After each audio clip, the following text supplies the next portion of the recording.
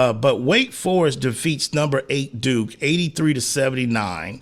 But that's not really the big story. The story is what took place afterwards, which is the storm into the court.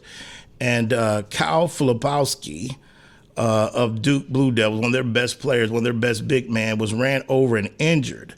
And, of course, this is a topic that has been on this show for a long time, probably for over at least 10 years. Okay. And, you know, I've gone back and forth on this over the years.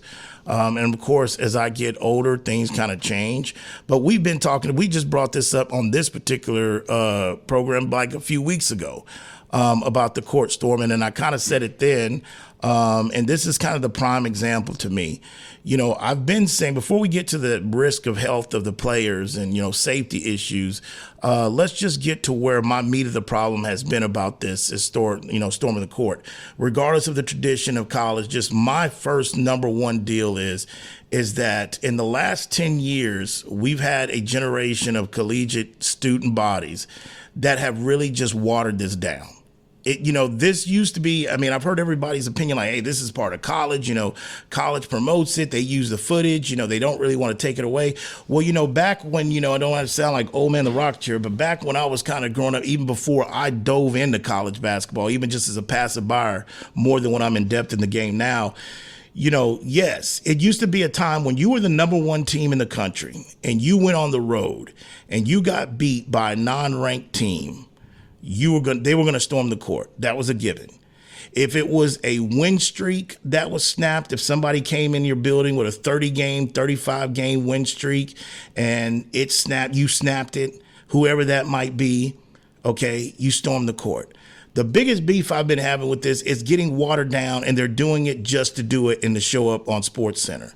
Prime example, Duke was the number 8 team in the country going into Saturday's game, okay? Wake Forest was unranked, but Wake Forest was favored in this game. They were favored to beat Duke. Now, I understand in the ACC and the history, Wake Forest, home of the great Tim Duncan fundamental. I know that there's some bitterness there in regards to Duke. But what are we really doing to where, for one, they're the number 8 team in the country. They've been struggling a little bit of late. And you were favored in the game to win the game. And then we just stormed the court. It doesn't make sense to me, but also, I mean, it kind of does because the era we live in. And, I've said the same thing too. It's one of those things that there's a point that I heard there was a very good point. The difference is too, because I feel like this with everything, is that when you got 18 and 19-year-old kids and 20-year-old kids storming the court, also the difference is back in the day is that everybody basically is trying to document it. Everybody's riding on with their camera phones and they're taking pictures while they're storming the court, and they want to document it for their followers on social media. So half the time you don't even know what the hell you're doing or what you're running into because you're also basically concentrated on doing this and documenting. Caitlin Clark got bumped into a few weeks back. There was an incident that I know I heard Stephen A. bring up, and I remember, and I think it was the NC State team where there's a guy in a wheelchair. This was years ago. A guy in a wheelchair where a player had to really pick the guy up and the handicapped guy up in the wheelchair and take him off, because if not, he would have been trampled. And if he fell down, that's just devastating. He can't even defend himself.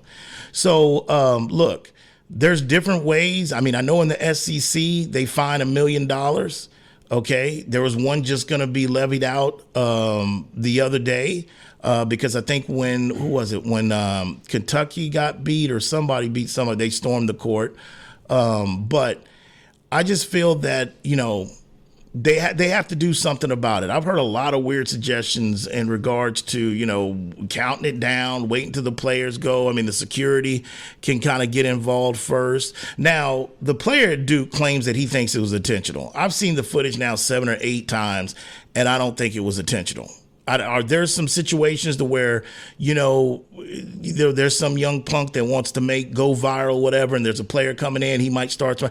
I don't think in this particular incident that was. Now, of course, that's his opinion because he's the one that's hurt now. I don't know the extent of his injury. I know if he's going to miss some time or not. But there are definitely different ways. And, if you really wanted to deal with this, the NCAA, and they could, but the question today has been the debate, do they really want to fix this problem? Do they really want to fix this problem? We've had fines.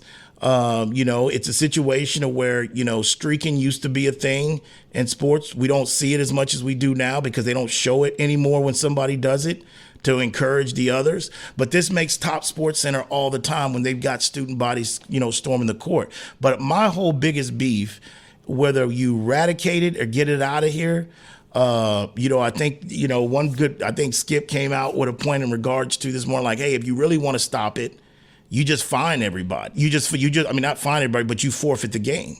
If you're the home team and you storm the court, then your team forfeits. Now, that is harsh as hell, but it always goes, do you really want to fix the problem? Do you really want to do away with it or discourage it or not?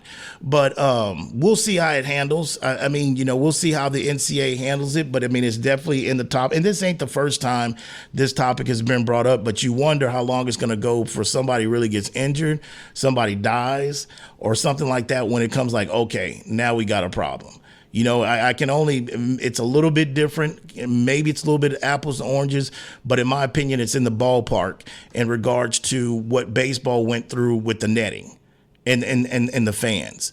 It was a debate for a while until you kept hearing, and not until that little girl, I think it was a little kid, I think she was a little girl in Houston, and the Astros about 7 years ago, that got belted by a ricochet of the baseball. And that's when it was like, okay. And it got to move. It got to moving. But that was the topic going on because it was the money. It was the right to, you bring your kid to the ballpark to be able to reach over, to be sitting on the first baseline foul line to try to catch a foul ball, how much you charging for the tickets to obstruction of view. But when that little girl got hit, all of it changed and it sped up. And now you've got webbing in all major league ballparks. So we'll see if the NCAA is really serious about fixing this or not.